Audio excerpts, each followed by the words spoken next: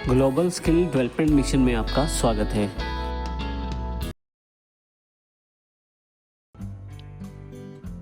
Next हमारे पास जो उदाहरण है स्विच 4.c के रूप में, यहाँ पे हमने थोड़े से बदलाव के साथ स्विच का प्रयोग किया है। सबसे पहले हम यहाँ से शुरू करते हैं। हेडर फाइल से इंक्लूड की, वॉइड मेन ब्लॉक को ओपन किया।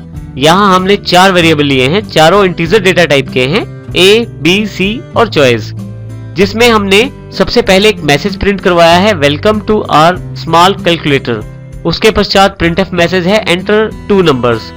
जो 2 नंबर आप एंटर करते हैं उनको A और B में स्कैनफ के द्वारा स्टोर करवा दिया जाता है।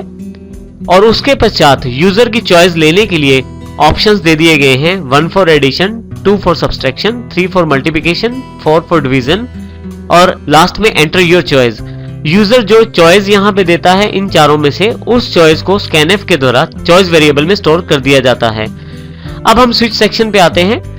स्विच सेक्शन में फिर से चॉइस को सेट किया गया है और स्विच ब्लॉक के अंतर्गत, पहले केस के अंतर्गत यदि आप थोड़ा सा बदलाव देखें तो हमने यहाँ पे एक छोटा सा केस ब्लॉक भी तैयार किया है, जिसमें हमने कर्ली ब्रैकेट से केस 1 के ब्लॉक को ओपन किया है और फिर फाइनली कर्ली ब्रैकेट से ही केस 1 के ब्लॉक को क्लोज किया है, जिसके भीतर हमने काफी सारी स्टेटमेंट्स शामिल की हैं। इसका अर्थ यह है कि यदि आपको किसी केस में काफी सारी स्टेटमेंट्स को शामिल करना है तो आप ब्लॉक्स का इस्तेमाल कर सकते हैं।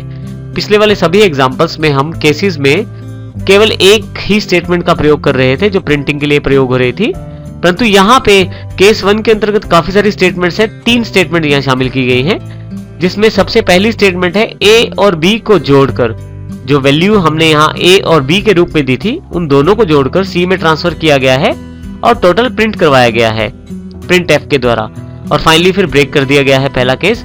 इसी तरह से केस 2 है B माइनस A, जिसमें माइनस वैल्यू प्रिंट करवाई गई है, केस 3 मल्टीप्लिकेशन वैल्यू के लिए और केस 4 जो है डिवीजन के लिए। और यहाँ पे डिफॉल्ट में यदि इनमें से कोई भी ऑप्शन नहीं है तो डिफॉल्ट को सिलेक्ट कर लिया जाएगा स्विच के द्वारा और रॉन्ग ऑप्शन का मैसेज आपको दे दिया जाएगा। यहाँ पे हमने getch फंक्शन को लगा, हम प्रैक्टिकली इस प्रोग्राम को रन करके देखते हैं। फाइल ओपन और यहाँ से हम स्विच 4.c को सिलेक्ट करके एंटर कर देते हैं, हमारे पास प्रोग्राम अवेलेबल हो जाएगा। और यहाँ पे देखें सभी ऑप्शंस वही हैं। इसमें हमने जो चेंज किया है वो मुख्य पार्ट ये वाला है। हमने केस डिफाइन किया है जिसके अंतर्गत एक ब्लॉक बनाया है जिसमें हमने 3 स्टेटमेंट शामिल किए हैं। आप चाहें जितनी स्टेटमेंट इसमें शामिल कर सकते हैं। अब मैं यहाँ से कंट्रोल F9 करके इस प्रोग्राम को रन करता हूँ। एंटर 2 नंबर, कोई भी 2 नंबर एंटर करें। जैसे ही आपने 2 नंबर एंटर किया आपके पास ऑप्शन अवेलेबल हो गई। आप इन 2 नंबर्स के साथ क्या करना चाहते हैं? फर्स्ट है एडिशन के लिए, second subtraction, third for multiplication और फोर्थ डिवीजन के लिए। मैं यहाँ एडिशन करना चाहता हूँ। फर्स्ट चॉइस एंटर करके एंटर प्रेस कर देता हूँ। देखिए मेरे पास टोटल अवेलेबल हो गया है। इस प्रकार यहाँ पे फर्स्ट ऑप्शन सेलेक्ट कर लिया है उसने। अब यहाँ मैं एंटर प्रेस कर देता हूँ। फिर से प्रोग्राम रन करता हूँ कंट्रोल F9 के साथ। अब की बार मैं फिर से 2 नंबर दे देता हूँ। ऑप्शंस मेरे सामने हैं। अब की बार मैं मल्टीप्लिकेशन करना चाहता हूँ, 3 कर देता हूँ यहाँ पे। देखिए आपके पास प्रोडक्ट अवेलेबल हो गया है दोनों का। तो इस प्रकार आप स्विच का प्रयोग कर सकते हैं और केसेस में ब्लॉक बना सकते हैं, जिसके द्वारा आप एक से अधिक स्टेटमेंट्स को इसमें शामिल करके उनका प्रयोग कर सकते हैं। नेक्स्ट चैप्टर जो हमारे पास अवेलेबल है वो है कंट्रोल स्ट्रक्चर के रूप में, इटरेटिव लूप्स के रूप में। देखिए हमारे पास मुख्यतः 3 तरह की लूप्स हैं, फॉर, व्हाइल, डू व्हाइल। लेकिन इनका अध्ययन करने से पहले हम थोड़ी सी जानकारी लेते हैं। हमारे पास यहाँ 2 प्रोग्राम हैं। जो पहले वाला प्रोग्राम है जो हेलो फ्रेंड्स प्रिंट करवाता है, जो हमने पहले करके देखा था, इसमें यदि आप ध्यान दे तो हेलो फ्रेंड्स को एक बार प्रिंट करवाया जाता है। कारण यह है क्योंकि मैंने इसको एक बार लिखा है। मान लीजिए मुझे हेलो फ्रेंड्स को 5 बार प्रिंट करवाना है, उसके लिए मुझे 5 बार ये स्टेटमेंट लिखनी पड़ेगी printf हेलो फ्रेंड्स के रूप में। परंतु तब क्या होगा अगर मुझे यही स्टेटमेंट 50 बार प्रिंट करवानी हो, या मान लीजिए मुझे यही स्टेटमेंट 5000 बार प्रिंट करवानी हो, तो क्या मुझे दोबारा इनको लिखना पड़ेगा? नहीं, इसकी आवश्यकता नहीं है। ऐसे कार्य जिनको रिपीटेडली बार बार किया जाता है उनके लिए हम लूप्स का प्रयोग कर सकते हैं। लूप्स बहुत ही महत्वपूर्ण रहती हैं उन कार्यों के लिए जहां कुछ कार्य आप एग्जीक्यूट करते हैं रिपीटेडली, यानी कि आप बार बार किसी कार्य को करते हैं।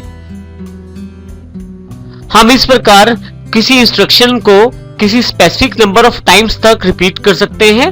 हम चाहें तो इसके साथ कोई कंडीशन भी अटैच कर सकते हैं, जिसमें जब तक वो कंडीशन सेटिस्फाई नहीं हो जाती तब तक लूप्स उन स्टेटमेंट्स को बार बार एग्जीक्यूट करता है।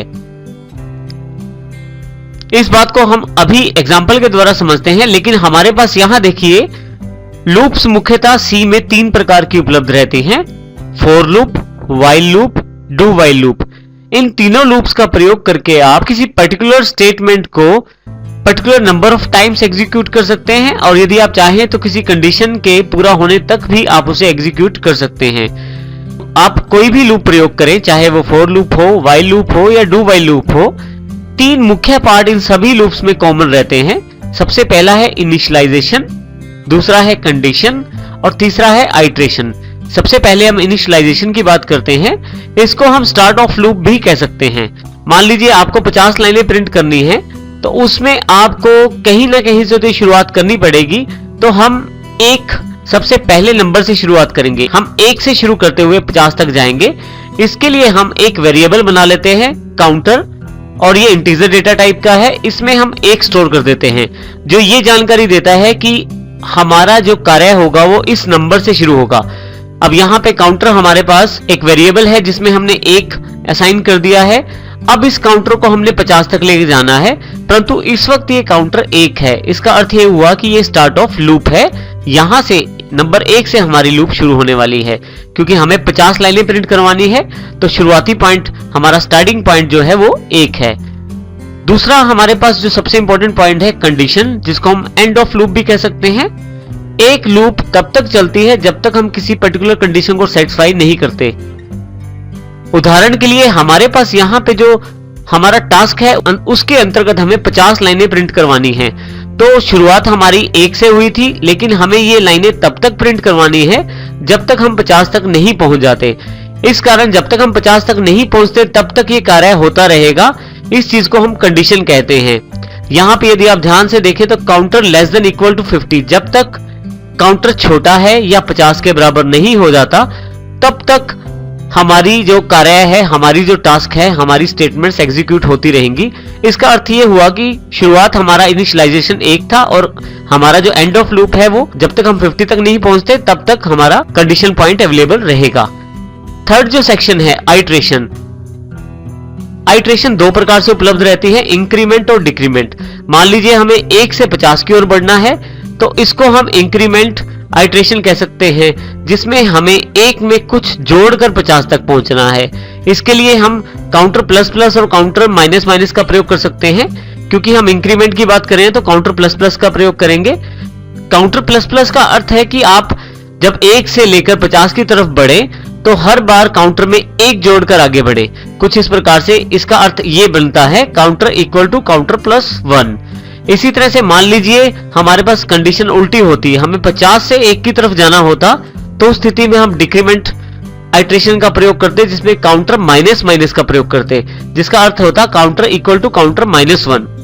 यह जरूरी नहीं कि हम इंक्रीमेंट में 1 प्लस करके आगे बढ़े, हम अपनी आवश्यकता अनुसार ज्यादा भी प्लस कर सकते हैं। जैसे उदाहरण के तौर पे यहाँ पे हमने काउंटर में 2 प्लस किया है, counter equal to counter plus 2।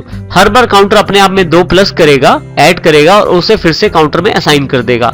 इसका अर्थ ये हुआ कि अब की बार जब हम लूप चलाएंगे तो हर बार काउंटर 2 की वृद्धि से बढ़ेगा।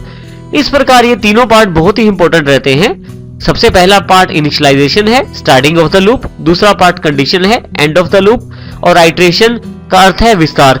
आप किस प्रकार इंक्रीमेंट या डिक्रीमेंट के द्वारा अपनी कंडीशन को सेटिस्फाई करना चाहते हैं वो आप आइट्रेशन में बता सकते हैं। परंतु यहाँ ये बात फिर से ध्यान देनी जरूरी है, यहाँ हमारे पास सी में 3 मुख्य लूप्स अवेलेबल हैं, फॉर, व्हाइल और डू व्हाइल। अब हम इन तीनों का प्रयोग करना सीखेंगे। हमारे पास